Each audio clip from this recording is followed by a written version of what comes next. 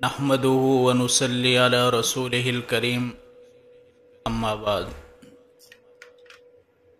اعوذ بالله من الشيطان الرجيم بسم الله الرحمن الرحيم يا ايها الانسان ما غرك بربك الكريم الذي خلقك فسواك وعدلك فی ای صورت ما شاء رکبک۔ قابل احترام میری معزز محترم مائیں، بہنیں اور پیاری بیٹیاں، دنیا میں انسان محنت کرتا ہے، تھکتا ہے دو چیزوں کے اوپر۔ ایک تو انسان اپنی صلاحیت لگاتا ہے، رات دن کی فکریں لگاتا ہے اپنے کاروبار پر، کس طریقے سے میرا کاروبار ترقی کرے، زیادہ سے زیادہ نفع ہو، نقصان نہ ہو، اور زیادہ سے زیادہ محنت کا نتیجہ نکلے۔ انسان جب اپنا رہنے کا گھر بناتا ہے تو اس کو جہاں تک ہو سکے اچھا اور بہتر بناتا ہے، سہولت والا بناتا ہے۔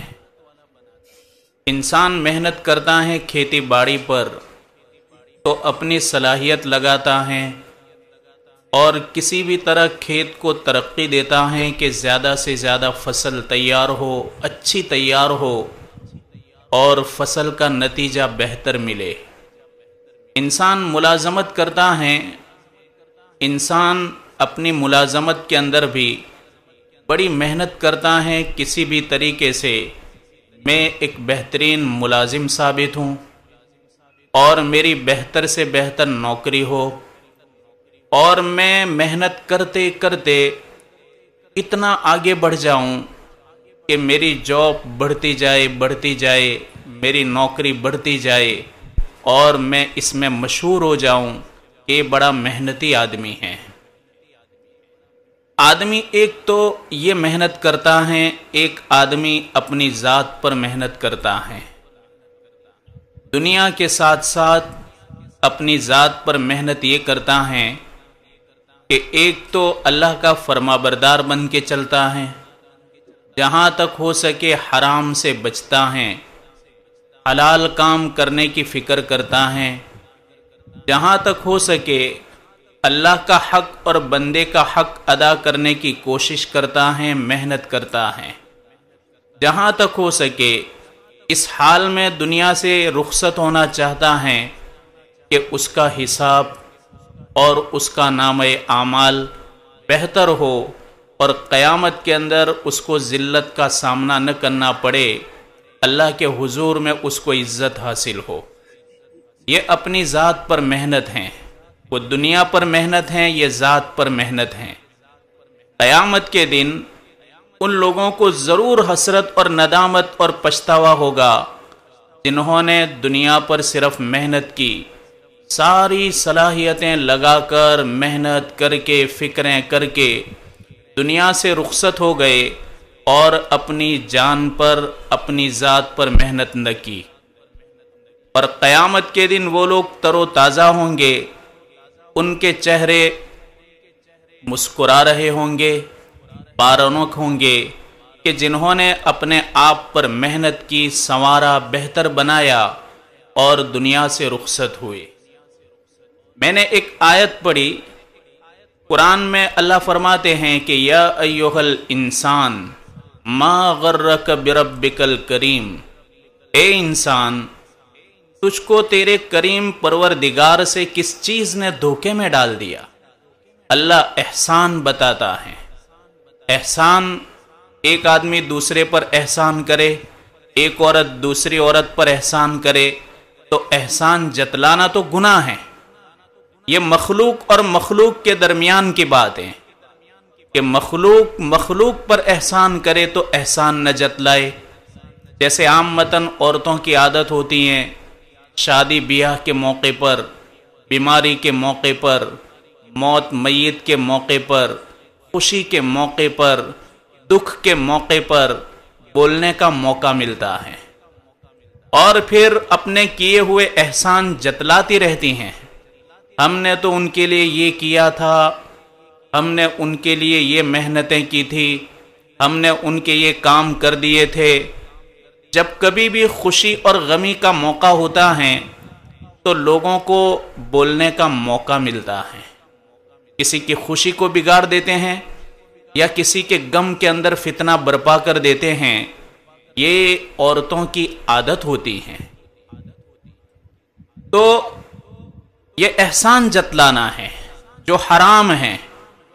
خالق اور مخلوق کے درمیان میں یہ بات نہیں، اللہ اور ہمارے درمیان میں یہ بات نہیں۔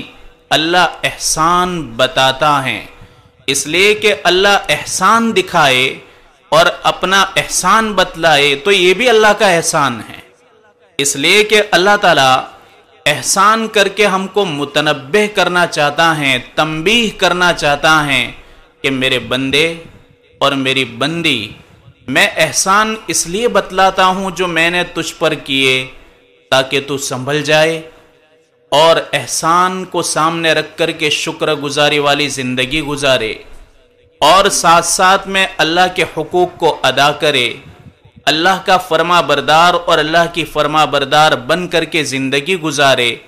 اس لیے اللہ احسان جتلاتا ہے، اور اللہ کا احسان بتانا بھی اللہ کا بہت بڑا احسان ہے۔ اللہ فرماتے ہیں، میرے بندے اور میری بندی، یا ایھا الانسان ما غرک بربک الکریم الذی خلقک، جس رب نے تجھے پالا، جس رب نے تجھ کو پیدا کیا، ماں کے پیٹ میں 3 اندھیریوں کے اندر تجھ کو بڑھاتا رہا، پیارے پیارے ہاتھ بنائے، پیاری آنکھیں، پیارے کان، معصوم چہرہ۔ الذی خلقک فسواک، تجھ کو ٹھیک کیا۔ کیسا ٹھیک کیا؟ کہ اللہ نے اپنی مخلوق کے اندر سب سے بہتر اگر کسی کو بنایا تو انسان کو بنایا۔ کیسے ہاتھ ہونے چاہیے، ہاتھ کی انگلیاں کیسے ہو، پیر کی انگلیاں کیسے ہو، آنکھ کے اندر روشنی کیسی ہو، کان کے اندر سننے کی طاقت، زبان کے اندر بولنے کی طاقت۔ احساس کرتا ہے انسان ٹھنڈی کا، گرمی کا، بھوک لگتی ہے، پیاس لگتی ہے، انسان سوچتا ہے اللہ تعالیٰ نے کتنا بہترین بدن بنایا، کتنی بہترین انسان کی باڈی بنائی۔ اللہ فرماتے ہیں فسواک، یہ میرا احسان ہے، فعدلک فعدلک، پھر تجھ کو برابر کیا۔ کیسے؟ ظاہر میں بھی حسن سے نوازا، ظاہر میں بہترین اعضا بنائے، ظاہر میں بھی تجھ کو کمال دیا، باطن کے اندر بھی تجھ کو کمال دیا۔ باطن کے اندر کمال دیا کہ انسان علم حاصل کرتا ہے، انسان باکمال بنتا ہے، انسان اپنی صلاحیتوں سے ترقی کرتا ہے، انسان کے اندر اللہ تعالیٰ نے بہتر جذبہ رکھا، انسان کے اندر اللہ تعالیٰ نے بڑی خوبیاں رکھی، بہترین اخلاق کا مالک بن سکتا ہے، انسان اپنی زبان کے ذریعے ترقی کر سکتا ہے، اپنے معاشرت کے ذریعے انسان ترقی کر سکتا ہے۔ اللہ نے کتنی بہترین خوبیاں عطا فرمائی، یہ احسان بتلایا۔ تیسرا فعدلک فی ای صورت ما شاء رکبک، اللہ نے جس صورت کے اندر چاہا تجھے جوڑ دیا، یہ احسان بتایا۔ حضرت امام شافعی رحمۃ اللہ علیہ کے زمانے میں ایک واقعہ پیش آیا۔ ایک عورت کو اس کے شوہر نے کہا کہ اگر تو چاند سے زیادہ خوبصورت نہ ہو، اگر تو چاند سے زیادہ حسین نہ ہو تو تجھ کو 3 طلاق۔ عورت گھبرا گئی، عورت فوراً اپنے گھر سے نکل گئی اور وہ در بدر کی ٹھوکریں کھانے لگی اور بہت غمزدہ ہو گئی کہ میرے ساتھ میرے شوہر نے کیسا معاملہ کیا، ایسا بول دیا کہ میں کوئی حسین نہیں، خوبصورت نہیں، یہ تو چاند کی بات کرتا ہے کہ چاند سے زیادہ اگر تو خوبصورت نہ ہو، چاند سے زیادہ اگر تو حسین نہ ہو تو تجھ کو 3 طلاق۔ یہ بھٹکتی بھٹکتی حضرت امام شافعی رحمۃ اللہ علیہ کے پاس آئی۔ حضرت امام شافعی رحمۃ اللہ علیہ کو کہنے لگی کہ میں تو ہلاک ہو گئی۔ کہا کیا ہوا؟ کہا میرے شوہر نے الفاظ کہے کہ اگر تو چاند سے زیادہ حسین اور خوبصورت نہ ہو تو تجھ کو 3 طلاق۔ امام شافعی رحمۃ اللہ علیہ سے کہنے لگی چاند تو دور کی بات ہے، میں تو چراغ سے بھی زیادہ حسین نہیں، چراغ سے زیادہ بھی خوبصورت نہیں۔ امام شافعی رحمۃ اللہ علیہ نے فرمایا کہ جاؤ اپنے شوہر کے ساتھ رہو، تمہیں کوئی طلاق نہیں ہوئی۔ کہاں حضرت کیسے؟ کہاں تیرا اور میرا رب قرآن میں کہتا ہے لقد خلقنا الانسان فی احسن تقویم۔ اللہ فرماتے ہیں کہ انسان کو ہم نے بہترین سانچے میں ڈھالا ہے، بہترین شکل کے اندر ڈھالا۔ اللہ نے اتنی بڑی مخلوق کائنات کے اندر پیدا کی، لیکن اللہ تعالیٰ نے اتنی تعریف نہیں کی۔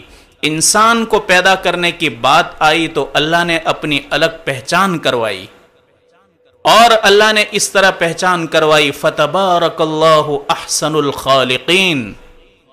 اللہ فرماتے ہیں لقد خلقنا الانسان فی احسن تقویم۔ انسان کو ظاہر کے اندر بھی ہم نے باکمال بنایا، اندر بھی باکمال بنایا، بہترین شکل عطا فرمائی اور بہترین صورت سے اس کو ہم نے پیدا کیا۔ امام شافعی فرماتے ہیں جاؤ چاند کا حسن تو کیا چیز ہے، اللہ نے ہر انسان کو بہترین شکل میں پیدا کیا ہے۔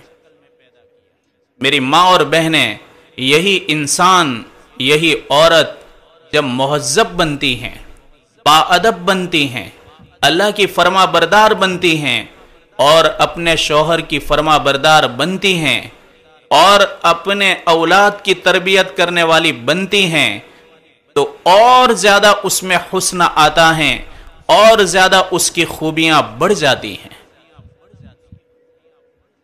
ماں سب سے پہلے تو اپنی اولاد کے حق میں دعائیں کرے۔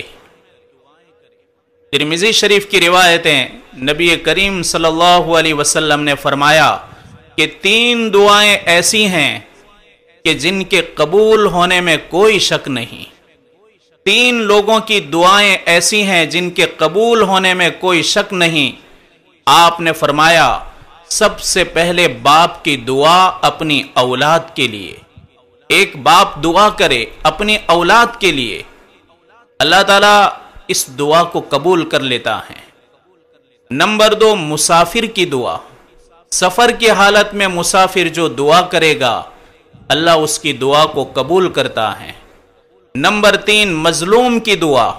مظلوم جب ظلم سہ کر کے، ظلم کو برداشت کر کے، ظالم کے حق میں جب دعا کرتا ہے، بد دعا کرتا ہے، اللہ تعالیٰ اس کی دعا کو رد نہیں کرتا، اللہ اس کی دعا کو قبول کرتا ہے۔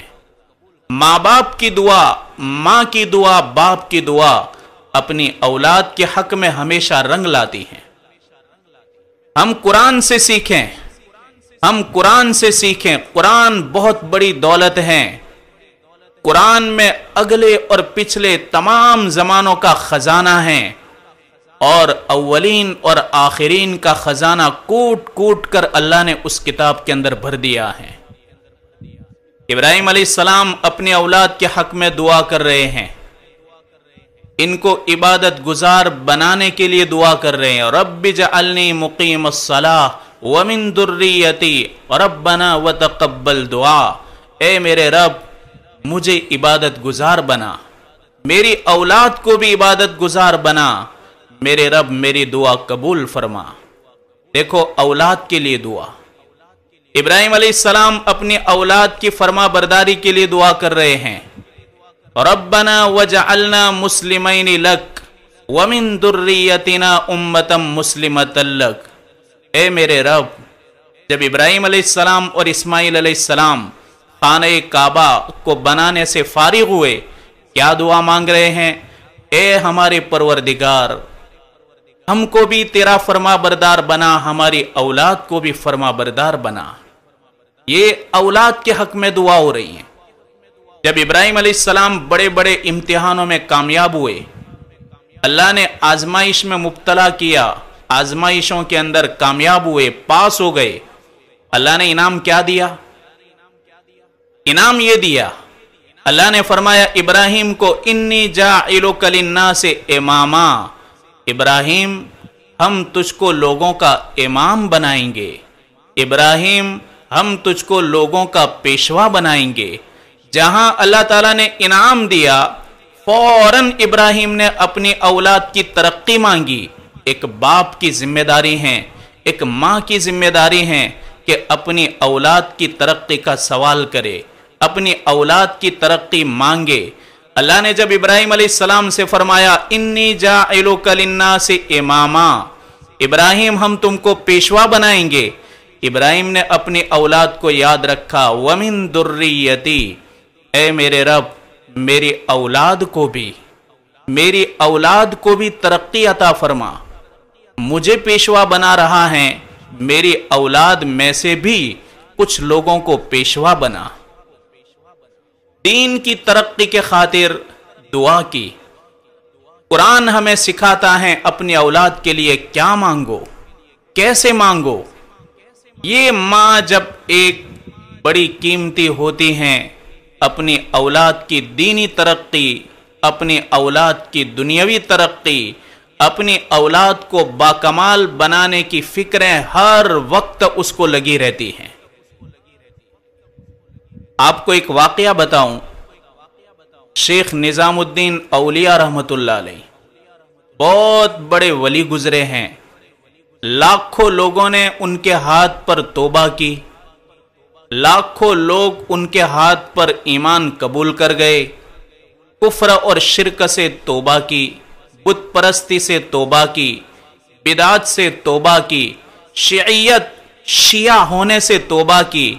اللہ نے ان کے ہاتھ کے اوپر کئی لاکھوں لوگوں کو ایمان لانے کی توفیق عطا فرمائی۔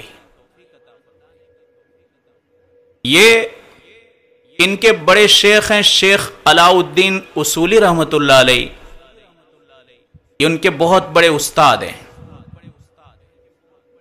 اور آپ کو یاد رہے کہ جب ہمارا بچہ عالم بنتا ہے، مفتی بنتا ہے، تو اس کو مسئلے کی کتابیں پڑھنی پڑتی ہیں، مسائل کی کتابیں۔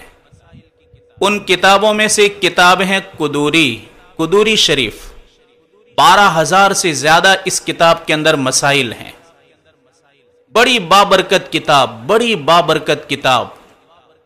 ایسی بابرکت کتاب کہ ہمارے اکابر جب دنیا کے اندر فساد پھیلتا، دنیا کے اندر بیماریاں پھیلتی، دنیا کے اندر لوٹ کھسوٹ مچتی، تو ہمارے اکابرین برکت کے لیے اس کتاب کی تلاوت کرتے تھے تاکہ اللہ تعالیٰ فساد کو ختم کر دے، بیماریوں کو ختم کر دے، آئی ہوئی مصیبتوں کو ختم کر دے، آفات کو ختم کر دے۔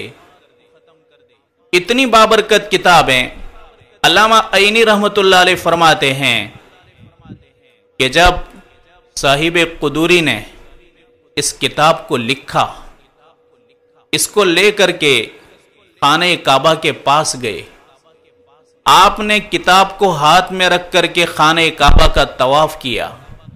طواف کرنے کے بعد خانہ کعبہ کے ملتزم کے سامنے کھڑے ہو گئے، کھڑے ہو کر کہنے لگے کہ میرے رب، یہ تیرے پیارے حبیب کی امت کی خدمت کے لیے میں نے لکھی ہیں، ان کی عبادتوں کو صحیح کرنے کے لیے، ان کی تجارت کو صحیح کرنے کے لیے، اور ان کو حلال اور حرام بتانے کے لیے میں نے یہ خدمت کی ہے، تو قبول فرما۔ جہاں کہیں مجھ سے غلطی ہوئی ہو تو میری اصلاح فرما، مجھے مطلع فرما۔ اس کے بعد انہوں نے کتاب کا ایک ایک ورق دیکھا، کتاب کی ایک ایک لکیر دیکھی، تو 5 جگہوں پر اللہ تعالیٰ نے وہاں سے عبارت، الفاظ، ورڈز کو مٹا دیا تھا۔ وہ فوراً سمجھ گئے کہ میں نے یہاں پر کچھ غلطی کر دی ہیں، میری چوک ہو گئی ہیں۔ آپ اندازہ لگاؤ، علامہ عینی جیسا اتنا بڑا فقی اور عالم کہہ رہا ہے، اتنی بابرکت کتابیں کہ ہر عالم پڑھتا ہے، ہر مفتی پڑھتا ہے، اتنے مسائل پھیلے ہوئے ہیں۔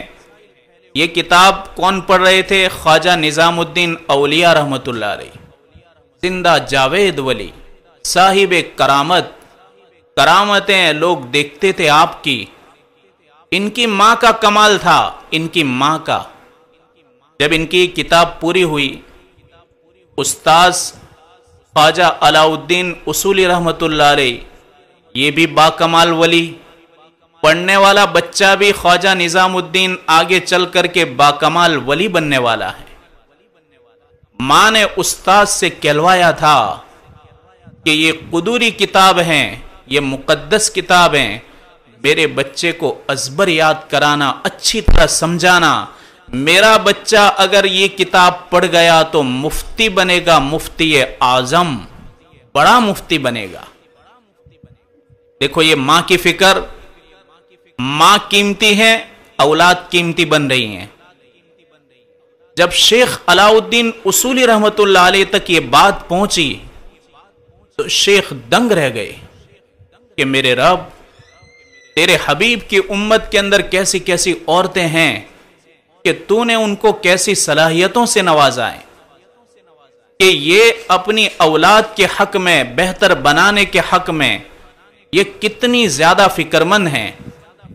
جب ان کی کتاب پوری ہوئی قدوری، تو ماں نے کیا کہا؟ ان کے شیخ علاء الدین اصولی کو ایک پیغام بھیجا کہ میرے بچے نے یہ کتاب پڑھ لی، اب میرے بچے کی دستار بندی کی جائے۔ دستار بندی جیسے آپ نے دیکھا ہمارے بچے جب قرآن حفظ کر لیتے ہیں دستار باندھتے ہیں، پگڑی باندھتے ہیں۔ اللہ کی مقدس کتاب کو انہوں نے سینوں میں لیا ہے، اپنی پسلیوں کے اندر وحی کا علم لیا۔ یہ قیمتی بچے بن جاتے ہیں اور جلسہ کے دن ہم دیکھتے ہیں کہ دلہا بن جاتے ہیں، اور یہ تمام کی نظروں میں محبوب بچے بن جاتے ہیں۔ جب ان کی قدوری پوری ہوئی تو خواجہ نظام الدین اولیاء رحمت اللہ علیہ کی ماں نے کہا کہ میں ایک پگڑی بھیجوں گی، یہ میرے بچے کے سر پر ڈال دی جائے۔ ان کی ماں نے روئی خریدی، روئی، اور اپنے ہاتھ سے اس کو بونا اور بون کر کے ایک پگڑی بنائی۔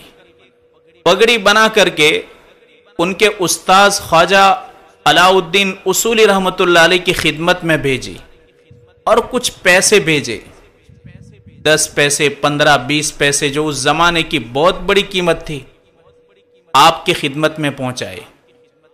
ان کے استاذ محترم نے، خواجہ نظام الدین تو ابھی بچے ہیں، اتنے بڑے نہیں ہوئے، ابھی تو لوگ ان کو پہچانتے بھی نہیں، ابھی تو صاحب کرامت اولیاء میں داخل بھی نہیں ہوئے، ابھی تو ان کی کرامتیں اور ان کی جو ولایتیں وہ ظاہر بھی نہیں ہوئی۔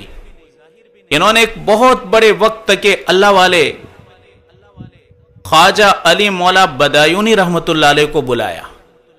اتنا بڑا ولی کامل، جس پگڑی کا ایک سرا پکڑتا ہے، دوسری پگڑی کا سرا ان کے زمانے کے صاحب کرامت ولی کامل شیخ محمد علی مولا بدایونی رحمت اللہ علیہ، ان کے ہاتھ میں ایک سرا دیا۔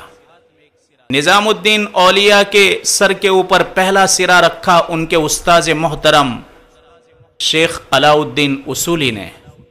پگڑی لپیٹی، اخیر میں گرہ لگائی اور اس پگڑی کو فٹ کیا۔ حضرت خواجہ بدایونی رحمت اللہ علیہ نے، شیخ بدایونی نے جب پیشانی پر دیکھا تو کہاں، اس کی پیشانی کہہ رہی ہیں کہ یہ وقت کا زندہ جاوید ولی ہیں۔ ابھی تو لاکھوں لوگوں نے ایمان قبول نہیں کیا، ابھی تو بچہ ہیں۔ شیخ بدایونی چہرہ دیکھ کر کہہ دیتے تھے، آپ نے فرمایا علاء الدین سن، جس بچے کو تو نے قدوری پڑھائی ہیں، اور قدوری پڑھا کر کے اس زمانے میں مفتی اعظم سمجھا جاتا تھا جو قدوری پڑھ لیتا تھا، آپ نے فرمایا جس بچے کو تو نے مفتی بنایا، یاد رکھ آگے چل کر کے یہ شیخ کامل بنے گا اور ہزاروں لوگوں کی ہدایت کا ذریعہ بنے گا۔ اور آپ نے فرمایا، بدایونی نے فرمایا کہ علاء الدین سن، اس بچے کو باکمال بنانے میں اس کی ماں زلیخا کا ہاتھ ہے۔ تو میری ماں اور بہنیں، اللہ نے جب ہم کو ظاہری اور باطنی کمالات دیے، اللہ نے احسان فرمایا، تو ماں اور باپ دونوں مل کر کے اپنی اولاد کی ترقی مانگے، دینی ترقی مانگے، دنیاوی ترقی مانگے۔ ورنہ ہم دیکھتے ہیں، آوارگی دیکھتے ہیں، بچوں کے اندر نافرمانی دیکھتے ہیں، ماں باپ کی نافرمانی، اللہ کی نافرمانی، کتنی نافرمانیاں دکھائی دے رہی ہیں۔ اسی نافرمانی کی وجہ سے اس کے جو اثرات زمین پر آتے ہیں بڑے خطرناک آتے ہیں، جو کبھی بیماریوں کی شکل میں، اور کبھی اللہ کے عذاب کی شکل میں، اور کبھی ذلت کی شکل میں، اور کبھی فقر فاقہ کی شکل میں، اور کبھی تو ڈر کی شکل میں، یہ سارے اثرات روئے زمین پر آتے ہیں جب ماں باپ کی نافرمانیاں ہوتی ہیں، جب اللہ کی نافرمانیاں ہوتی ہیں، اولاد کے اندر نافرمانیاں آتی ہیں، تب اللہ کا غضب زمین پر آتا ہے۔ یہ بہت ضروری ہے کہ ماں بھی اپنے اولاد کے حق میں دعا کرے، ایک باپ بھی دعا کرے۔ حضرت فاطمہ رضی اللہ تعالی عنہا اللہ کے حبیب کی بڑی پیاری بیٹی ہیں۔ اللہ کے نبی آپ کی ملاقات کے لیے جاتے، حضرت فاطمہ بھی آپ کی ملاقات کے لیے آتی تھی۔ ایسا نہیں کہ آپ ہی جاتے، آپ کی بیٹی فاطمہ کبھی اکیلی ملنے کے لیے آتی، اور کبھی دونوں میاں بیوی حضرت علی اور فاطمہ دونوں آپ کو ملنے کے لیے آتے تھے۔ ایک بار حضرت علی نے کہا کہ چلو ابا سے ملنے جائے، فاطمہ نے کہا بہت خوب۔ حضرت فاطمہ اور حضرت علی دونوں اپنے ابا کو ملنے کے لیے آئے۔ جب کمرے کے اندر داخل ہوئے، بیٹی نے اپنے باپ کو دیکھا، باپ زار و قطار رو رہا ہے۔ حضرت فاطمہ بڑی پیاری چہیتی بیٹی تھی۔ کفار مکہ جب آپ کو ستاتے تو آپ کی طرف سے جواب بھی یہی دیتی تھی۔ آپ کی پشت پیٹھ مبارک کے اوپر کفار مکہ نے اونٹ کی اوجھ ڈالی، حضرت فاطمہ ہی نے ہٹائی، اور حضرت فاطمہ ہی نے ابو جہل کو کہا کہ تو بدبخت ہے، ابو لہب کو کہا تو بدبخت ہے، اور عتبہ بن ربیعہ، شیبہ بن ربیعہ، ایسے بڑے بڑے ظالم لوگ تھے، ان کی آنکھ میں آنکھ ملا کر کے اگر کسی نے برا بھلا کہا تو حضرت فاطمہ ہی تھی۔ حضرت فاطمہ سفر کے موقع پر بھی آپ سے ملتی، اور سفر سے واپسی پر بھی آپ ان سے ملتے، اور حضرت فاطمہ آپ کے وصال پر بہت روئی، اور حضرت فاطمہ جب آپ دنیا سے رخصت ہو رہے تھے تو آپ کی بات پر روئی بھی، آپ کی بات پر مسکرائی بھی۔ آپ نے فرمایا کہ فاطمہ میں جا رہا ہوں، اس کا غم نہ کر۔ آپ نے جب اپنے باپ کی تکلیف کو دیکھا موت کے وقت، فاطمہ کہنے لگی واہ کرب ابا، اے میرے ابا کی مصیبت، ہائے بے چینی۔ آپ نے فرمایا بیٹا آج کے بعد کبھی بھی تیرے باپ پر بے چینی نہیں آئے گی، آپ پر کبھی بھی کوئی موت کی مصیبت نہیں آئے گی، آج کے دن تو میری حالت دیکھ رہی ہیں۔ حضرت فاطمہ اس دن بہت روئی۔ اللہ کے حبیب نے، حضرت عائشہ فرماتی ہیں کہ میں دیکھ رہی تھی، اللہ کے حبیب نے جب کان کے اندر کچھ کہا تو حضرت فاطمہ مسکرائی۔ آپ نے فرمایا کہ بیٹا میرے اہل میں سب سے پہلے اگر کوئی میری ملاقات کرے گا تو تو ہی ہیں۔ حضرت فاطمہ خوش ہو گئی، اور 6 مہینوں کے اندر اللہ کے حبیب سے جا ملی۔ آپ کو اتنی زیادہ یہ بچی پیاری تھی، تو دونوں گئے ملنے کے لیے، حضرت علی اور حضرت فاطمہ۔ آپ کو روتے ہوئے دیکھا، کہا کہ ابا آپ کیوں رو رہے ہیں، زار و قطار رو رہے ہیں، کیا بات ہے؟ اللہ کے نبی نے فرمایا کہ بیٹا مت پوچھ میں کیوں رو رہا ہوں۔ کہا کہ ابا ہمیں بھی پتا چلے، اگر کوئی رونے کی بات ہے تو ہمیں بھی پتا چلے کہ آپ کیوں رو رہے۔ آپ نے فرمایا معراج کے موقع پر میں نے میری امت کی 6 عورتوں کو دیکھا، ان کی حالت کو دیکھ کر مجھے رونا آ رہا ہے۔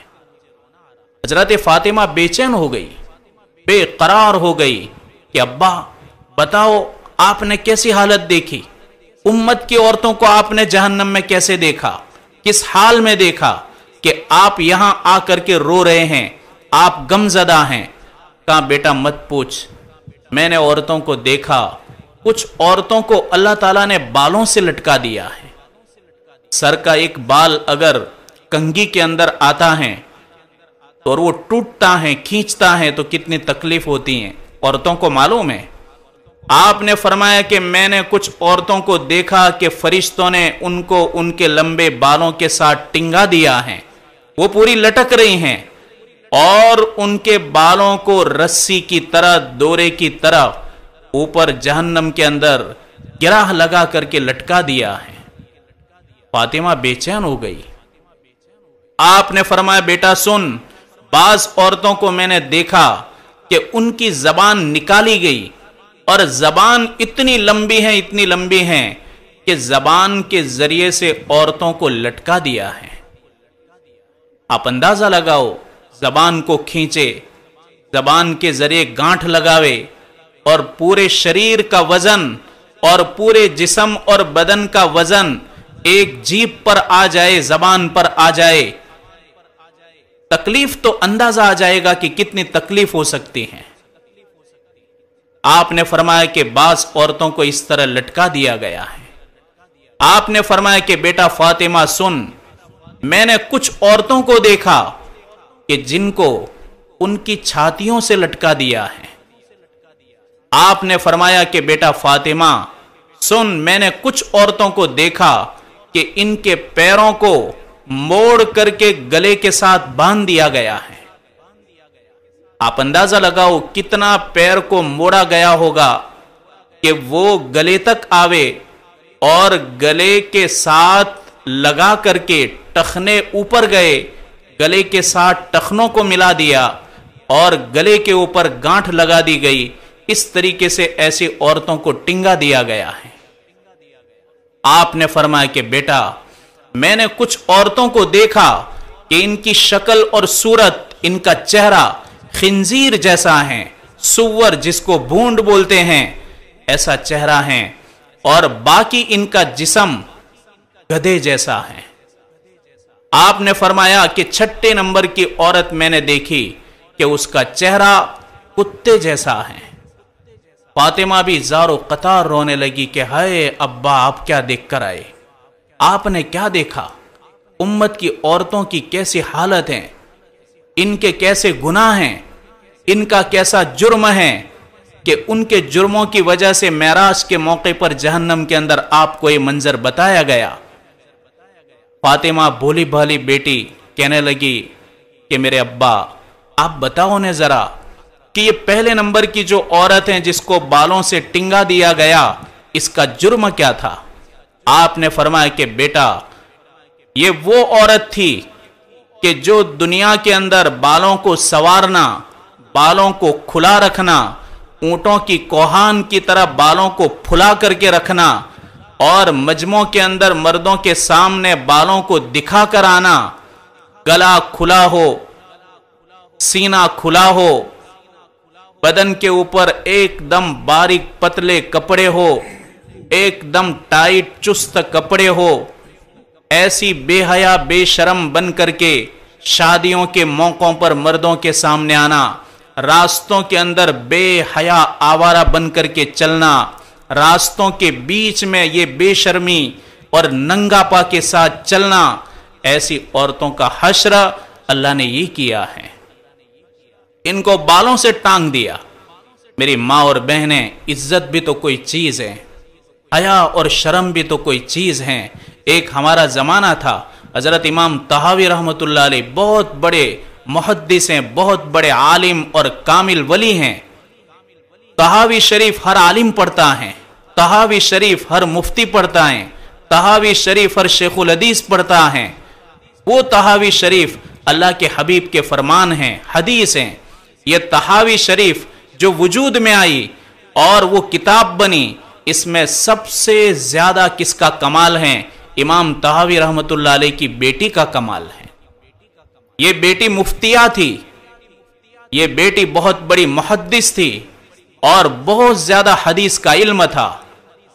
ابا کے پاس پڑھتی، ابا حدیث پڑھاتے، ابا مسائل پڑھاتے اور ابا تربیت کرتے، ابا تہذیب سکھاتے ابا ادب سکھاتے، ابا تمیز سکھاتے، باپ کی ذمہ داری جو اپنی اولاد کے حق میں ہے، لڑکوں اور لڑکیوں کے لیے، وہ ساری باتیں آپ سکھاتے تھے۔ اب آپ کو معلوم ہے آپ سمجھدار عورتیں ہیں، ماشاءاللہ حضرت مفتی صاحب دامت برکاتہم ہر دن مسائل بتاتے ہیں۔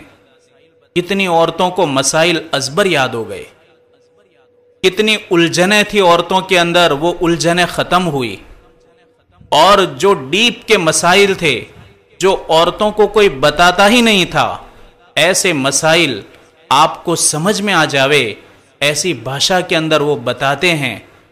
ایسی قربانی ایک ساتھ بیک وقت تک کتنی عورتیں علم حاصل کر لیتی ہیں۔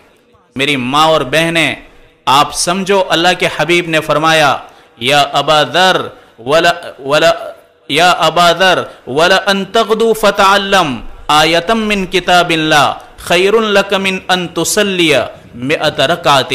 اے ابو ذر غفاری، تو صرف قرآن کی ایک آیت سیکھ لے تو تیرے لیے 100 رکعت نفل پڑھنے سے بہتر ہیں۔ اور آپ نے مسئلہ سیکھنے کے حق میں کیا فرمایا، یا ابا ذر وَلَأَن تَغْدُوا فَتَعَلَّمْ بَابًا مِّنْ عِلْمِ اللَّهِ فَعُمِلَ بِهِ أَوْ لَمْ يُعْمَلْ خَيْرٌ لَكَ مِنْ أَن تُصَلِّيَ 1000 رکعۃ۔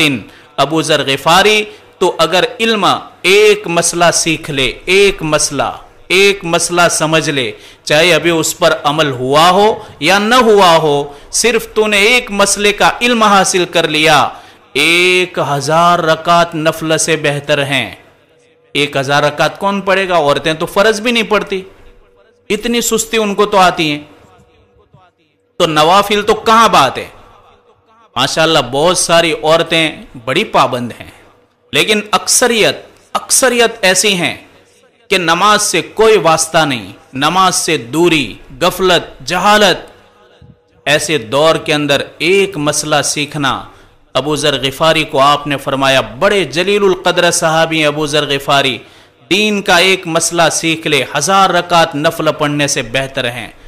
تو کتنے باکمال لوگ ہیں، بڑے خوش قسمت لوگ ہیں کہ رات دن مسائل سیکھتے ہیں، سکھاتے ہیں۔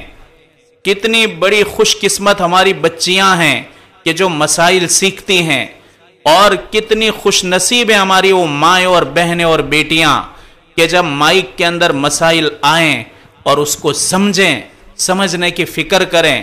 ہر دن اگر ایک مسئلہ آپ نے سکھائیں، سمجھائیں، ہر دن آپ کو 1000 رکعت نفل پڑھنے کے برابر ثواب ملے گا۔ یہ کمال ہے، علم کوئی ایسی چھوٹی موٹی چیز نہیں ہے، علم ایک بہت انسان کو دنیا اور آخرت میں عزت دینے والی چیز ہے، اور اللہ تعالیٰ یہ اپنے بندوں ہی کو عطا فرماتا ہے کہ جو ان کے مناسب ہوتے ہیں۔ اللہ ان کی بھی محنت کو قبول فرمائے، آپ جو دھیان سے سنتی ہیں اللہ آپ کا سننا بھی قبول فرمائے۔ تو بات چل رہی تھی امام طحاوی رحمۃ اللہ علیہ کی۔ امام طحاوی رحمۃ اللہ علیہ اپنی بیٹی کو مسائل لکھواتے، حدیث لکھواتے۔ ایک بار ایسا ہوا کہ ایک مسئلہ غسل کا آ گیا کہ غسل کب فرض ہوتا ہے، مرد پر اور عورت پر۔ اب آپ کو تو معلوم ہے میاں بیوی کا حق ہوتا ہے تو اس میں غسل آتا ہے۔ یہ جب مسئلہ آیا تو بیٹی تھوڑی شرم کی وجہ سے مسکرائی، شرم کی وجہ سے۔ باپ نے، امام طحاوی نے اپنی بیٹی کے چہرے پر دیکھا، دیکھو حیا اور شرم کتنی کوٹ کوٹ کر بھری تھی ہمارے بزرگوں اور ہمارے اسلاف کے اندر۔ آپ نے جب اپنی بیٹی کو ہنستے ہوئے، مسکراتے ہوئے، ہنسنا تو الگ ہے، مسکرانا، ہلکا سا مسکرانا یہ بیٹی کے چہرے پر ظاہر ہوا، مارے حیا اور شرم کے۔ یہ بات امام طحاوی کے دل دماغ پر چپک گئی۔ اتنی بات، اسی غم میں اتنا بڑا محدث انتقال کر گیا، اتنا بڑا محدث دنیا سے رخصت ہو گیا۔ اتنی بات پر، جیسے بچوں کو کوئی بات کہی جائے تو شرم سے بہت ہنستے ہیں وہ تو پڑھنے والے لڑکے، اتنی حیا کی تبسم کے اوپر، مسکراہٹ کے اوپر اتنا بڑا محدث دنیا سے رخصت ہو گیا۔ میری مائیں اور بہنیں، حیا اور شرم تو ایمان والی عورت کی چادر ہے۔ آپ دیکھو نا، بچوں کا قرآن پورا ہوتا ہے بے حیائی بے شرمی کے ساتھ، مدرسہ کے باہر جمگٹھا ہوتا ہے، دینی کام کے لیے جمگٹھا، دینی کام کے لیے۔ اس سے احتیاط کریں۔ آپ نے فاطمہ سے فرمایا کہ بیٹا، یہ جو عورت تھی جس کو میرے رب نے، فرشتوں نے اس کے بالوں سے لٹکا دیا تھا، پورے شریر اور بدن کا وزن اس کے سر پر آ رہا تھا، یہ کیوں؟ یہ کھلے عام پھرنا، بے حیائی بے شرمی سے پھرنے کا نتیجہ ہے۔ آپ نے فرمایا حضرت فاطمہ سے کہ بیٹا، تو نے سوال کیا اپنے ابا سے تو جواب سن۔ بعض عورتوں کو اللہ تعالیٰ نے اپنی زبان کی وجہ سے لٹکا دیا تھا۔ عورتوں کی بات نہیں، مردوں کو بھی لٹکا دیں گے۔ جو بھی بے بد زبان ہیں، زبان دراز ہیں، ایسے مردوں کو بھی اللہ تعالیٰ ٹنگا دے گا ان کی زبانوں کو نکال کر کے۔ انسان بھلے با کمال ہو، انسان بڑا شریف ہو، لیکن اگر وہ بد زبان ہیں، زبان کا بددہ ہیں اور زبان کا بے حیا اور بے شرم ہیں، تو میری ماں اور بہنیں، ساری شرافت اس کی ختم ہو جاتی ہیں اور سارے کمال اس کے ڈوب جاتے ہیں۔ علامہ ذہبی رحمت اللہ علیہ بہت بڑے فقی عالم دین ہیں۔ علامہ ذہبی فرماتے ہیں کہ لوگوں نے سوال کیا کہ انسان کے اندر کتنے عیب ہو سکتے ہیں۔ علامہ ذہبی نے کیا فرمایا؟ 8000 عیب تو میں گن چکا ہوں، 8000 عیب انسان کے اندر گن چکا ہوں، لیکن ایک خوبی انسان کے اندر ایسی ہیں کہ جو اپنی زبان کی حفاظت کر لے تو 8000 عیب دب جاتے ہیں۔ کتنی بڑی خوبی ہے! اپنی زبان کو لگام دے دینا، اپنی زبان کی حفاظت کر لینا۔ بعض تو اتنے بے شرم بے حیا بے غیرت ہوتے ہیں، ان کا تچھ زبان چلا دینا آسان ہوتا ہے۔ جب یہ زبان چلاتے ہیں تو لگتا ہے کہ جنید بغدادی اور شیخ عبد القادر جیلانی جیسے بھی لوگ ہوتے ہیں، یہ بے شرم ان کے حق میں بھی گستاخی کرتے، ان کے حق میں بھی بولتے۔ ایسے بدتمیز لوگ ہیں، جاہل، جنہیں خدا کا بھی علم نہیں، نبی کا بھی علم نہیں، جنہیں سورہ فاتحہ بھی نہیں آتی، سورہ فاتحہ بسم اللہ اعوذ باللہ وہ بھی صحیح پڑھتے نہیں آتا۔ ایسے بدترین لوگ سماج کے اندر موجود ہوتے ہیں۔ سرا ہوتا ہے سماج کا، سرا، نیوسن لوگ، سماج کے لیے دھبا، ایسا دھبا جن کی زبان سے پوری سماج بدنام ہو جاتی ہے، اور سماج کو لوگ گھٹیا، ویل ایجوکیٹڈ، ویل لرنڈ طبقہ ہوتا ہے غیروں کا، یہی سمجھتا ہے کہ ان کے اناڑی ایسے ہیں تو دوسرے بھی ایسے ہی ہوں گے۔ یہ سماج کا دیوالیہ نکال دیتے ہیں۔ آپ نے فرمایا کہ بیٹا، زبان بہت بڑی چیز ہے، چلتی ہیں اللہ کی نعمت ہیں، جب غلط چلتی ہیں اللہ تبارک و تعالی ایسے زبان درازوں کو، عورتوں کو، مردوں کو ٹنگا دے گا زبان نکال کر کے۔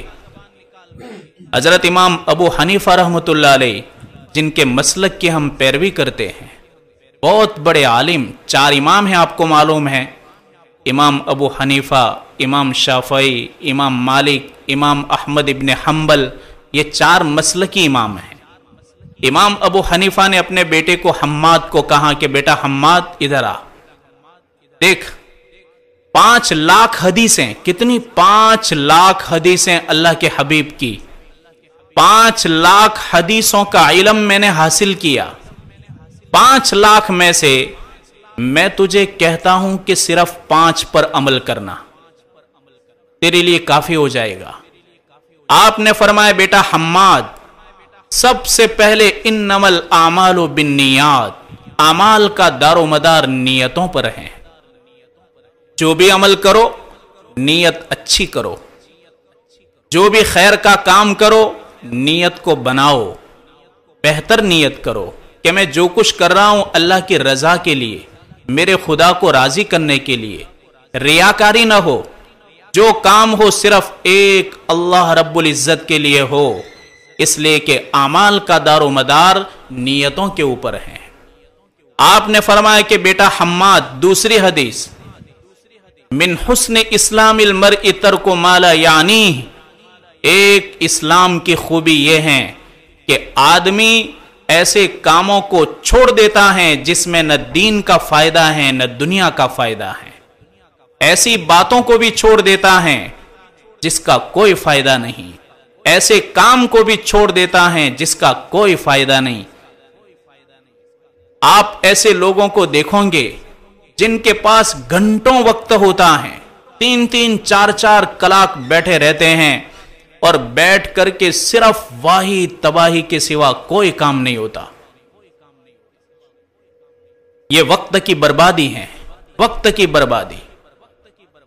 کتنے لوگوں کو آپ دیکھیں گے کہ 2-2 5-5 منٹ ان کے لیے قیمتی ہوتا ہے، ادھر ادھر سے کھینچ کر کے وقت نکالتے ہیں، اور ان کے پاس کلاکوں بند ٹائم ہوتا ہے۔ آپ نے فرمایا مسلمان کے اسلام کی خوبی یہ ہے کہ وہ ایسے کاموں کو چھوڑ دیتا ہے، ایسی باتوں کو چھوڑ دیتا ہے جن باتوں اور کاموں کے اندر دین اور دنیا کا کوئی فائدہ نہیں ہے۔ آپ نے فرمایا کہ بیٹا حماد، حدیث نمبر 3، کوئی مرد اور عورت اس وقت تک کامل مومن ہو ہی نہیں سکتے جب تک کہ اپنے بھائی کے لیے وہ پسند نہ کرے جو اپنے لیے پسند کرتا ہے۔ اپنے لیے جو پسند کرے نا، اپنے ایمان والے بھائی کے لیے وہی پسند کرے۔ اپنے لیے تو گھاٹا پسند نہیں کرتا، مسلمان کو گھاٹے میں ڈالتا ہے۔ اپنے لیے نفع پسند کرتا ہے، ایمان والے کو نقصان میں ڈالتا ہے۔ اور اپنے لیے کسی بھی قسم کی تکلیف برداشت نہیں کرتا، مسلمان کو تکلیف میں ڈالنے کے لیے پروگرام بناتا ہے اور پلاننگ بناتا ہے، سوچ لگاتا ہے۔ اپنے لیے تو عزتیں پسند کرتا ہے اور اپنے بھائی کو ذلیل کرتا ہے۔ اپنے لیے تو ترقی پسند کرتا ہے اور اپنے بھائی کو ترقی سے ڈبو دینے کی فکریں کرتا ہے۔ یہ ایمان ہے، اس کو ایمان کہتے ہیں۔ خالی مسجدوں کے اندر 5 وقت کے نمازی بن کر کے اپنے آپ کو اہل اللہ سمجھتے ہیں۔ یہ تو عبادت ہے، عبادت ہے۔ دوسرا ایمان کہاں گیا؟ اسلام کہاں گیا؟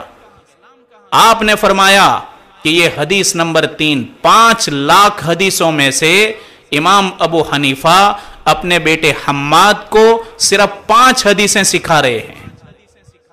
آپ نے فرمایا کہ بیٹا، مومن کامل وہ ہیں جس کی زبان اور جس کے ہاتھ سے دوسرا مومن محفوظ رہے، نہ تیری زبان سے کسی کو تکلیف ہو، نہ تیرے کسی ہاتھ سے تکلیف ہو، نہ تیری زبان کیچی کی طرح چلے جس کی وجہ سے کسی ایمان والے کا دل دکھے، اور نہ تیرے ہاتھ کے ذریعے، نہ تیری قلم کے ذریعے، اور نہ ہی تیرے ہاتھ کے ذریعے کسی مسلمان کو تکلیف پہنچے، اس لیے کہ ایسا آدمی کامل مومن ہو ہی نہیں سکتا۔ آپ نے فرمایا کہ بیٹا حماد، حدیث نمبر 5، حلال بالکل ظاہر ہیں کہ یہ حلال ہیں، حرام بالکل ظاہر ہیں کہ یہ حرام ہیں، ان دونوں کے درمیان میں کچھ مشتبہ ہیں، شبہ والا کام ہے، شبہ والا دھندا ہے، شبہ والی روزی ہیں، مشتبہات۔ یہ بڑی حدیث ہیں، یہ علماء اس کی وضاحت کرتے ہیں۔ یہ حدیث نمبر 5 بتائی کہ حلال کو حلال سمجھ کر کرو، حرام کو حرام سمجھ کر بچتے رہو، مشتبہات سے بھی اپنے آپ کو بچاؤ۔ اللہ تبارک و تعالی اس کے ذریعے دنیا اور آخرت کے اندر تمہیں عزتیں عطا کرے گا۔ یہ زبان کی بات ہے۔ آپ نے فرمایا کہ زبان کی حفاظت کرو۔ اللہ تبارک و تعالی زبان کے 2 بول سے جنتی بناتا ہے، زبان کے 2 بول سے جہنمی بنا دیتا ہے۔ سماج کے اندر ابھی ایک ایسا ماحول بن گیا ہے کہ زبان درازی، زبان چلانا، چرچائیں کرنا، اور ایسے اناڑی ہوتے ہیں کہ جن کے پاس نہ دین کی سدھ بدھ ہوتی ہے نہ دنیا کی سدھ بدھ ہوتی ہے۔ اپنی خود کی بھاشا بولتے نہیں آتا، اپنی بھاشا سوچھ گجراتی تو دور کی بات ہے، اپنی خود کی گانچی بھاشا بولتے نہیں آتا۔ ایسے لوگوں کی بات کر رہا ہوں۔ یہ سماج کے لیے پھوڑا ہے، پھوڑا اور ذلت کا سامان ہے۔ اللہ تبارک و تعالی ہمیں سمجھ دے. آپ نے فرمایا کہ بیٹا فاطمہ تیسرے نمبر کی عورت کہ جس کو اللہ نے چھاتیوں سے لٹکایا تھا، یہ وہ عورت ہیں کہ شوہر ہونے کے باوجود پرائے مردوں سے محبتیں رکھتی ہیں. کھائے شوہر کا اور گائے دوسروں کا، کھائے شوہر کی روزی اور محبتیں لڑائے پرایوں کی، تکلیف برداشت کرے شوہر اس کے لیے اور سکھ دے دوسروں کو، دوسروں کے حق میں محبتیں کرنے والی، ناجائز تعلق رکھنے والی ایسی عورتوں کو اللہ تعالیٰ ان کی چھاتیوں سے لٹکا دے گا. آپ زار و قطار رو رہے تھے، زار و قطار. حضرت عمر رضی اللہ تعالیٰ عنہ کا فرمان ہے، سمرہ ابن جندب راوی ہیں، فرماتے ہیں حضرت عمر نے فرمایا کہ عورتیں 3 قسم کی ہوتی ہیں، مرد بھی 3 قسم کے ہوتے ہیں. آپ نے فرمایا پہلے نمبر کی عورت نیک ہوتی ہیں، پاک دامن ہوتی ہیں، اپنے شوہر سے بڑی محبت کرنے والی. کیا فرمایا؟ اپنے شوہر سے بڑی محبت کرنے والی، اپنی اولاد پر شفقت کرنے والی، اللہ کا حق ادا کرنے والی، شوہر کا حق ادا کرنے والی. لیکن حضرت عمر میں ساتھ ساتھ کیا فرمایا کہ لوگوں ایسی عورتیں دنیا میں بہت کم ملے گی. کیا فرمایا؟ عورت نمبر 1 پاک دامن، نیک، شوہر سے محبت کرنے والی، اولاد پر شفقت کرنے والی، اللہ کے حق کو، شوہر کے حق کو ادا کرنے والی، ایسی عورتیں دنیا میں بہت کم ملے گی. نمبر 2 آپ نے فرمایا ایک وہ عورت جس صرف مطالبہ کرتی ہیں، مانگنا ہی مانگنا، جب بھی شوہر بیچارہ تھک کر آئے یہ لانا ہے، اس کی ضرورت ہے، اللہ بیچارہ آیا ہے تو تھاک تو کھانے دے، اس کو تھوڑی دیر فریش تو ہونے دے، ابھی تو وہ بیچارہ مزدوری کر کے آیا، اس کا پسینہ سوکھا نہیں ہے اور آتے ہی سلواتیں شروع ہو گئی. فلاں کی شادیاں اتنے ہزار چاہیے، فلاں عورت کی شادیاں اتنے ہزار چاہیے، رشتہ دار کی شادیاں اتنے ہزار چاہیے، یہ کپڑے لانے، وہ کپڑے لانے، بچہ قرآن پورا کرتا ہے، ناظرہ قرآن پورا ہوا، یہ کرنے کا ہے، وہ کرنے کا ہے، یہ کھانا بنانا ہے، سہیلی کی شادی ہے تو یہ ضرورتیں، ہر وقت مطالبے ہی مطالبے. یہ عورت نمبر 2. حضرت عمر نے کیا فرمایا کہ یہ عورت صرف بچہ پیدا کرنے کا کام کرتی ہیں، باقی دوسرا کوئی کام نہیں اس کا. سمجھنا حضرت عمر کی بات کو. آپ نے فرمایا عورت نمبر 3 ایسی عورت کہ جو کسی مرد کے گلے کا توق ہوتی ہیں. کیا ہوتی ہیں؟ توق، عذاب. اللہ تعالیٰ جس مرد کے گلے میں چاہتا ہے پہنا دیتا ہے اور جس مرد کے گلے سے چاہتا ہے اتار لیتا ہے. اب تو کیا کرے؟ مرد نیت کرے کہ یا اللہ چلو اس کی وجہ سے تو میرے درجات کو بلند کرے گا یا میرے گناہوں کی بخشش کر دے گا. اگر میں اس کو لے کر سہتے سہتے چلتا رہا تو قیامت کے دن تو میرے حساب کو ہلکا کر دے گا. یہ توق ہیں. حضرت عمر ایسی عورت کو توق اور بوجھ کہہ رہے. یہ بوجھ ہیں شوہر پر کہ جو نہ شوہر کے حقوق ادا کرتی ہیں، نہ اللہ کے حقوق ادا کرتی ہیں، نہ اولاد کی کچھ پڑی ہیں، اور نہ ہی کوئی اخلاق، تہذیب، بولنے کی تہذیب نہیں، نہ گھر کی پڑی. ایسی عورت کے حق میں فرمایا. تو حضرت عمر کیا فرماتے ہیں؟ 3 قسم کی عورتیں. آپ نے فرمایا بیٹا فاطمہ تیسرے نمبر کی جو عورت تھی نا جس کو چھاتیوں سے لٹکا دیا، یہ وہ عورت ہیں. آج سماج کے اندر ہم دیکھتے ہیں کہ ہماری بیٹیاں، جوان بیٹیاں طلاقیں پڑھ رہی ہیں. کیوں؟ اس لیے کہ وہ پرایوں سے محبت لڑاتی ہیں، پرایوں سے محبتیں لڑاتی ہیں. چھوٹی چھوٹی عقلیں، چھوٹی سمجھ، اپنی زندگی کی کامیابی سوچنے کا کوئی ان کے پاس علم نہیں، نہ ماں باپ کی تربیت ہے. اب ماں باپ بھی بیچارے بعض مرتبہ سمجھاتے ہیں، ہمارے پاس تو آتے ہیں کہتے ہیں بیچارے کہ ہم اتنا سمجھاتے ہیں ہماری بچے کو لیکن مانتی نہیں، وہیں شادی کرنی ہے اور وہ گھرانہ ہمارے لیے بہتر نہیں. دیکھو اپنی زندگی کو کچھ پڑی نہیں، ماں باپ سوچتے ہیں اس کی ترقی، ماں باپ چاہتے ہیں کہ یہ ہمارے مرنے کے بعد کبھی روئے نہیں، اس کی آنکھ میں کبھی آنسو نہ آئے. لیکن بیٹی ہے چھوٹی عقل اور چھوٹی سوچ سے، نہیں، مجھے وہاں ہی کرنی ہے، مجھے وہاں ہی شادی کرنی ہے.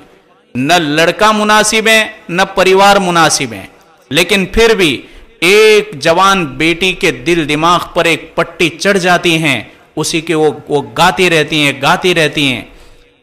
کچھ تو عقل ہونی چاہیے، کچھ تو سمجھداری اور بیداری ہونی چاہیے کہ ہمارا بھوش کیا ہے، ہمارا مستقبل کیا ہے، ہم کیا کر رہی ہیں، ہمارا نقصان کر رہی ہیں، نقصان کے گڑھے کے اندر اپنے آپ کو گرا رہی ہیں اور کامیابی کے راستے سے ہٹ کر کے ماں باپ کو ذلیل کر رہی ہیں اور ماں باپ کو دکھ دے رہی ہیں. ایسے واقعات ہیں ہمارے سامنے، ایسے واقعات آتے ہیں، آئے دن سنتے رہتے ہیں. تو آپ نے یہ بات فرمائی، آپ نے فرمایا چوتھے نمبر کی عورت کہ جس کے ہاتھ اور پیر کو باندھ دیا گیا اور باندھ کر کے لٹکا دیا گیا، یہ وہ عورت ہیں کہ جو پاکی صفائی کا کوئی خیال نہیں کرتی اور نماز کے اندر غفلت کرتی ہیں. بعض بیچاری ہوتی ہیں غافل، نہ اپنی ذات کی پاکی صفائی، نہ گھر کی، نہ بچوں کی. ان کے گھروں میں دیکھو کوئی بھی چیز ترتیب سے نظر نہیں آئے گی، کپڑے ادھر ادھر لٹک رہے ہیں اور برتنوں کے انبار ادھر ادھر پڑے ہوئے ہیں، جوتے ادھر ادھر پڑے ہیں اور پردے اتنے میلے. اچھی چیزیں ہوتی ہیں لیکن استعمال کا طریقہ بھی نہیں ہوتا، تہذیب بھی نہیں ہوتی. شوہر بیچارہ لاتا ہے، کماتا ہے، لگاتا ہے، لیکن ان کے پاس اتنی عورت ہی نہیں ہے، کوئی تہذیب اور کوئی طریقہ نہیں. گھر کے اندر افراتفری ہوتی ہیں. دیکھو خود ذات کی بھی صفائی نہیں، بچوں کی بھی صفائی نہیں، گھر کی بھی نہیں، آنگن کی بھی نہیں.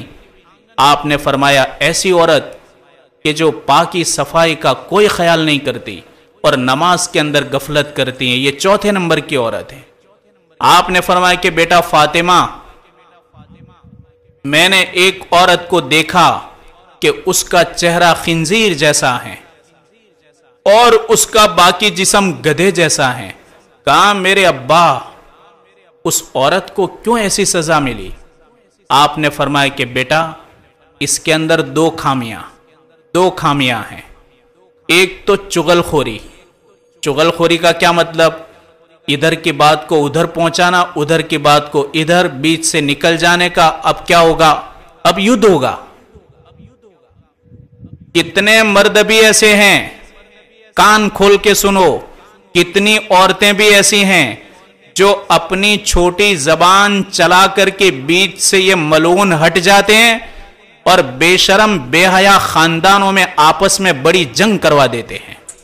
اتنے بڑے بڑے فتنے کرواتے ہیں یہ نالائق، انہیں پتہ نہیں چلتا کہ ہم نے کیا کروا دیا. انہیں مزہ آتا ہے. یہ بدبخت ایسی حرکتیں کرتے ہیں کہ ان کو موت کے وقت تک کلمہ تک نصیب نہیں ہوگا. ایسی حرکتیں کرتے ہیں اور ڈالتے ہیں شیطان پر. ارے شیطان سے 2 قدم تو تم آگے ہو. ایک بار کسی آدمی نے شیطان کو دیکھا، اس کو پوچھا، وہ بوڑھا تھا، پوچھا کون ہے؟ کہاں شیطان. کہاں کہ لنگڑے تجھ کو شیطان کہتے ہیں. کہاں میں شیطان ہوں. اس کو جو پکڑ کے مارا. کہا یار مار کیوں رہا ہے؟ آپ کو کئی کتابوں کے اندر ایسے واقعات ملیں گے کہ ہمارے بزرگوں کے سامنے بھی شیطان آیا، بوڑھے کی شکل میں آیا، لنگڑے کی شکل میں آیا. اس کے سامنے لنگڑے کی شکل میں آ گیا، اس نے برابر 2 ڈالا. جب برابر 2 ڈالا تو پوچھا کہ یار کم سے کم بتا تو صحیح کیوں مار رہا ہے؟ کہا کہ بدبخت جتنے بھی فتنے دنیا میں ہو رہے ہیں تو کروا رہے ہیں. کہا نہیں میں نہیں کروا رہا، میں تو خالی لیٹا کرتا ہوں.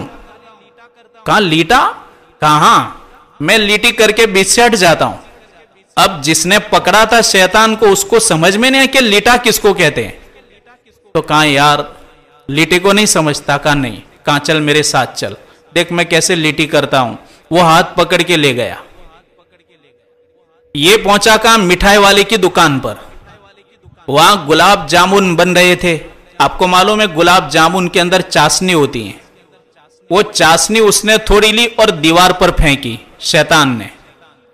اب کیا ہوا؟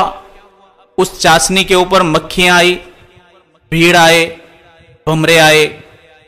تو وہاں ایک چھپکلی تھی، کھسکولی جس کو بولتے ہیں، یہ چھپکلی ان کو کھانے کے لیے آئی. اب مٹھائی والے کی بلی تھی، اس نے چھلانگ ماری چھپکلی پر. ایک آدمی مٹھائی لینے آیا تھا، اس کے ساتھ کتا تھا، پالا ہوا کتا، اس نے چھلانگ ماری بلی پر. بلی نے ماری کھسکولی پر اور کتے نے چھلانگ ماری بلی پر. اب کیا ہوا؟ بلی کو مار گرایا. جیسے ہی بلی کو مار گرایا تو مٹھائی والے نے کتے کو مار گرایا. مٹھائی والے نے کتے کو مار گرایا تو کتے والے نے مٹھائی والے کو مار گرایا.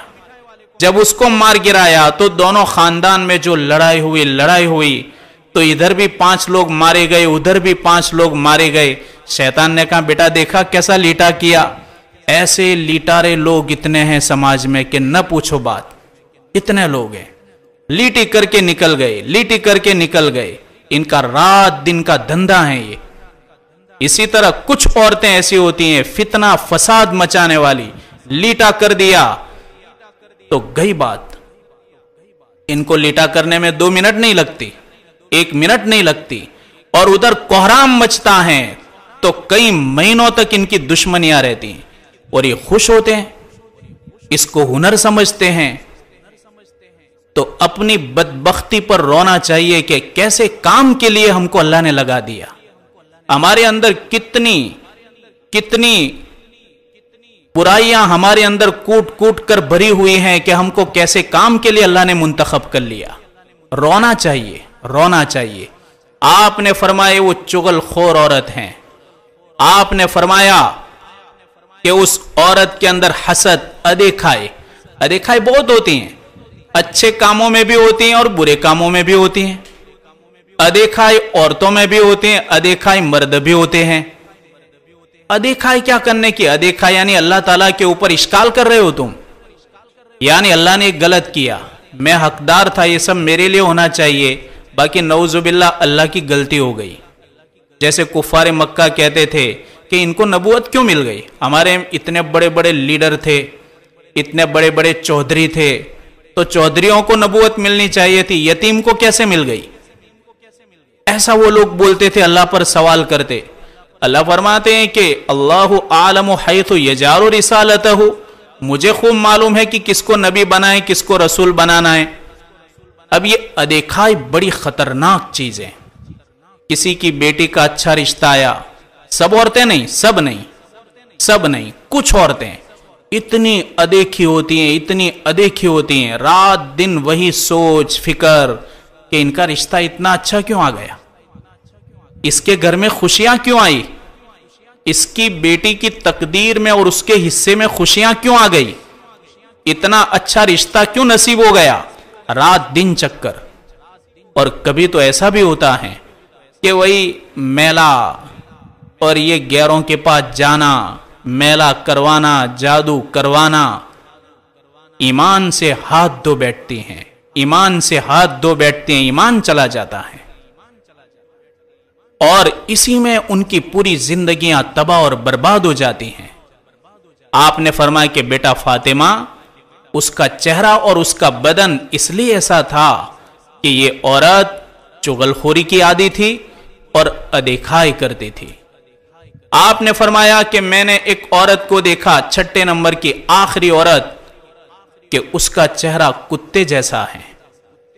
آپ نے فرمایا کہ بیٹا فاطمہ، اس عورت کا عیب اور اس کا گناہ یہ تھا کہ ہر بات میں جھوٹ بولتی، شوہر کے سامنے، بچوں کے سامنے، لوگوں کے سامنے جھوٹ بول کر کے وہ بات کو من گڑت بنا کر کے لوگوں کے درمیان فتنہ اور فساد برپا کرتی تھی. ایسے بھی لوگ بہت مل جائیں گے. آپ نے فرمایا یہ 6 عورتیں ہیں میری ماں اور بہنیں. ایک حدیث ہے لیکن آپ نے پورا سمندر بتا دیا، پورا سمندر اندر آ گیا. اس لیے ہم اپنے آپ پر محنت کریں. سب سے پہلی جو میں نے آپ کو بات بتائی، حضرت جی مولانا یوسف رحمت اللہ علیہ اکثر فرمایا کرتے کہ انسان 2 قسم کی محنت کرتا ہے چیزوں کے اوپر اور ذات کے اوپر. ذات پر جو محنت کرے گا، جو بھی مرد اور عورت اپنے آپ کو بہتر سے بہتر اور قیمتی بنائیں گے، قیامت کے دن یہ خوش و خرم ہوں گے. اور جنہوں نے صرف دنیا کی چیزوں کے اوپر محنتیں کی اور چیزوں کے اوپر محنت کر کے دنیا سے رخصت ہو گئے، قیامت کے دن حسرت اور ندامت ہوگی، پچھتاوا ہوگا. اور یہ ان لوگوں کو دیکھ کر کے اپنے سروں کو جھکا دیں گے کہ جنہوں نے اپنے آپ کو قیمتی بنایا تھا اور دنیا سے اس حال میں رخصت ہوئے کہ وہ اللہ کے محبوب بندے اور محبوب بندیاں تھی. یہ میری مائیں اور بہنیں مختصر باتیں ہیں جو آپ کے سامنے رکھی گئی. اس کے علاوہ پڑوسیوں کے حقوق کو بھی سمجھے. اس کو تو کوئی سمجھتا ہی نہیں. دین پتہ نہیں کس کو سمجھ کر بیٹھے ہوئے ہیں. ہر اعتبار سے پڑوسیوں کے حقوق کا خیال کریں. راستے کے اعتبار سے، پانی کے اعتبار سے، کچرے کے اعتبار سے، شور شرابے کے اعتبار سے. بعض تو اتنے گانا بجانا کتنے گھروں کے اندر ہوتا ہے، اتنا زور زور سے گانا بجانا ہوتا ہے. اب بیچارے وہ نماز پڑھنے والے لوگ ہیں، قرآن پڑھنے والے لوگ ہیں، اور ان کے گھر میں گائن بجتا ہے کون؟ مسلمان ہے. پانی جا رہا ہے، اتنی تو عقل ہے کہ بھئی یہ پانی جا رہا ہے، اس کو ہم کیسے کنٹرول کریں؟ تو تکلیف ہوتی ہے. راستے میں کچھ نہ کچھ رکھ دیا، راستہ تنگ کر دیا، یہ حرام ہے، گناہ کبیرہ ہے. ایذاء المسلم حرام، مسلمان کو تکلیف دینا حرام ہے. تم حرام کس کو؟ خالی چوری اور زنا کو حرام سمجھتے ہم. تکلیف کسی مسلمان کو دینا حرام ہے. آسان ہے سب، دیر نہیں لگتی. قیامت کے دن یہ حقوق ہیں، کبھی معاف نہیں ہوں گے. جب تک بندہ معاف نہیں کرے گا، معاف نہیں ہوگا. ہاں، تکلیف دینے میں دیر نہیں لگتی، لیکن اس کو دفع کرنے میں صدیاں نکل جائے گی اور اللہ تبارک و تعالیٰ کے حضور میں ذلت کا سامنا کرنا پڑے گا. خلائق کے سامنے ذلت آئے گی. اس لیے کبھی بھی ایسا کام نہ کرے. حضرت سہل تستری رحمۃ اللہ علیہ، جن کا نام فضائل اعمال کے اندر بھی ہم سنتے ہیں جب تعلیم ہوتی ہیں، ان کے گھر کے اوپر ایک مجوسی رہتا تھا. مجوسی، آگ کی پوجا کرنے والا. اب اس کے گھر میں کیا ہوا کہ اس کا جو باتھ روم تھا، اس کا نیچے کا جو ہال تھا وہ تھوڑا چوڑا ہو گیا. اب یہ گندا پانی ہے وہ نیچے ٹپک رہا تھا. حضرت سہل تستری رحمۃ اللہ علیہ نے دیکھا کہ اوپر والے کا پانی گندا نیچے ٹپک رہا ہے. آپ نے اس کو کوئی کمپلین تو نہیں کی، لیکن آپ نے ایک بڑا برتن تھا اس کو رکھ دیا. اب وہ جتنے بھی قطرے ٹپکتے تھے وہ سب نیچے آ کے گرتے تھے، ڈول کے اندر گرتے تھے. اتنا بڑا ولی کامل اور عالم دین.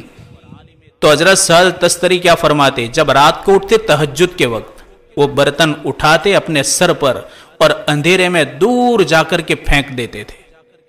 پھر خالی برتن وہیں رکھ دیتے تھے، وہ پانی ٹپکتا رہتا باہر. کئی سالوں تک ایسا رہا. جب آپ کی موت کا وقت قریب آیا تو آپ کو لگا کہ اب شاید میں زندہ نہیں رہوں گا. آپ نے اس کو بلایا، بلا کر کہا بیٹا دیکھ، اتنے وقت سے تیرا گندا پانی ٹپکتا تھا، میں نے برتن رکھ دیا تھا، رات کے اندھیرے میں ڈال دیتا تھا. میں نے کبھی بھی نہ تجھ کو روکا نہ ٹوکا، نہ میں نے کسی سے شکایت کی، تیری عزت کا بھی خوب خیال کیا. اب بیٹا میرے بعد ہو سکتا ہے کہ کوئی دوسرا برداشت کرے نہ کرے، میں تو ڈال دیتا تھا. میں ابھی بھی تجھ کو نہ کہتا، میں نہ کہتا، پر میری موت مجھے سامنے نظر آ رہی ہیں، اس لیے بیٹا اس کا بندوبست کر لینا. مجوسی نے کہا کیا یہ اسلام ہے؟ اشہد ان لا الہ الا اللہ وان محمد الرسول اللہ. یہ مرتے مرتے لوگوں کو مسلمان بنا رہے ہیں، مرتے مرتے کردار سے بنا رہے ہیں، اخلاق سے. میری ماں اور بہنیں اس کو ایمان کہتے ہیں، یہ ایمان ہے. اور ہم سے لوگ نفرتیں کرتے ہیں، ہماری زبانوں کے ٹھکانے نہیں، ہماری اخلاق کے ٹھکانے نہیں. جہاں جاؤ تمہارے قوم ایسی اور ویسی، ایسے اخلاق، ایسے تچھ، ایسی زبانیں، ایسے کردار، ایسے بھوہر. یہ سارے الفاظ ہیں ہمارے لیے. ایمان اور اسلام ہم نے سمجھا ہی نہیں. ایمان کے اندر امن ہوتا ہے، اسلام کے اندر سلامتی ہے. ایک ایمان والا کامل مرد اور عورت وہ ہیں کہ جس کی زبان اور ہاتھ سے ہر لوگ محفوظ رہتے ہیں، اس کو ایمان کہتے ہیں۔ اللہ تبارک و تعالیٰ کہنے سننے سے زیادہ عمل کی توفیق عطا فرما۔ یا رب لک الحمد حمدا دائما مع دوامک ویا رب لک الحمد حمدا خالدا مع خلودک اللہم لک الشکر کلہ ولک الحمد کلہ ولک الخلق کلہ ولک الثناء کلہ بیدک الامر کلہ اللہم لک الحمد وانت المشتکى وانت المستعان ولا حول ولا قوة الا بک یا ذا الجلال والاکرام یا حنان یا منان یا ذا الطول والانعام الہنا لیس فی الوجود رب سواک فیدعا الہنا ولیس فی الکون الہ غیرک فیرجا اللہم لا تردنا خائبین اللہم لا تردنا خائبین۔ مولا رات کا وقت ہے، تیری بندیاں، بوڑھی بندیاں، جوان بندیاں، چھوٹی چھوٹی ننھی منی بیٹیاں مولا کریم تیری اور تیرے حبیب کی بات کو دھیان سے سن رہی ہیں۔ مولا اس مبارک عمل کے صدقے سب کی مغفرت فرما، پوری امت کی مغفرت فرما، ہمارے حال پر رحم فرما۔ مولا نیک کام کرنے کا جذبہ نصیب فرما، کار خیر کی توفیق عطا فرما، گناہوں کی نفرت ہمارے دلوں کے اندر پیوست فرما، ہمارے جوان بیٹوں کی حفاظت فرما، جوان بیٹیوں کی حفاظت فرما، ان کے ایمان کی حفاظت فرما، ان کو اخلاق سے مزین فرما۔ مولا ان کو نیک صالح متقی پرہیزگار بنا، مولا ان کو امت کا داعی بنا اور بہترین امت کے لیے نمونہ بنا۔ مولا ذلت سے حفاظت فرما، جہاں کہیں بھی مسلمان آباد ہیں ان کے جان مال عزت آبرو ایمان کی حفاظت فرما، ان کے بھی جوان بیٹوں بیٹیوں معصوم بچوں کی حفاظت فرما، ان کے کاروبار دکان مکان کی حفاظت فرما۔ مولا کریم امت کا حال ہم دیکھ رہے ہیں، کوئی پرسان حال نہیں ہے۔ مولا امت کو بہترین قائد عطا فرما، مخلص قائد عطا فرما، صلاح الدین ایوبی جیسے لوگ زندہ فرما۔ مولا کریم ان کے جیسے قائد ہمیں عطا فرما، مسجدوں مدرسوں کی حفاظت فرما، خانقاہوں اور مرکزوں کی حفاظت فرما۔ ان میں جو لوگ کام کر رہے ہیں، دینی خدمت دے رہے ہیں اور اپنی جوانیوں کو، بہترین جوانیوں کو خواہشات سے دور رکھ کر کے، دنیا کو لات مار کر کے اللہ کے لیے وقف کرنے والے لوگ جو اس میں کام کر رہے ہیں، مولا ان کی ضرورتوں کو پورا فرما، بہترین ان کی مدد فرما اور ان کو ترقیات سے مالا مال فرما، اور جو بھی خیر کا کام ہو رہا ہے اور لوگ کر رہے ہیں تمام کو ترقیات سے مالا مال فرما۔ کوئی تو یتیموں کی فکر لیتا ہے، کوئی بیواؤں کی فکر لیتا ہے اور کوئی تو مریضوں کی فکر لیتا ہے، کوئی اسپتال کی خدمت کر رہا ہے، کوئی مدرسوں کی اور کوئی تو ٹرسٹ چلا رہے ہیں۔ مولا کریم ان تمام کے نیک عمل کو قبول فرما، ان کی نسلوں کو آباد فرما، ان کی نسلوں کو زندہ فرما اور ہر قسم کے شریرین کی شرارت سے ان کی حفاظت فرما، حاسدین کے حسد سے حفاظت فرما، مبغضین کے بغض سے حفاظت فرما، ماکرین کے مکر و فریب سے ان کی حفاظت فرما، دین دگنی رات چگنی ترقیات سے مالا مال فرما۔ مولا جو بیمار ان کو شفا عطا فرما، جو قرض کے اندر ڈوبے ہوئے ہیں قرض کی ادائیگی کے اسباب پیدا فرما۔ مولا تیرے غیب کے خزانے لا محدود ہیں، اگر تو تیرے خزانوں سے ایک ڈول نکال دے تو کوئی کمی آنے والی نہیں۔ مولا جو بے روزگار ہیں ان کو حلال روزی عطا فرما، حرام کمائیوں سے ہماری حفاظت فرما، ہماری نسل جو حرام کمائیوں کے پیچھے ضائع ہو رہی ہیں مولا کریم ان کو صحیح توفیق عطا فرما، صحیح سمجھ عطا فرما۔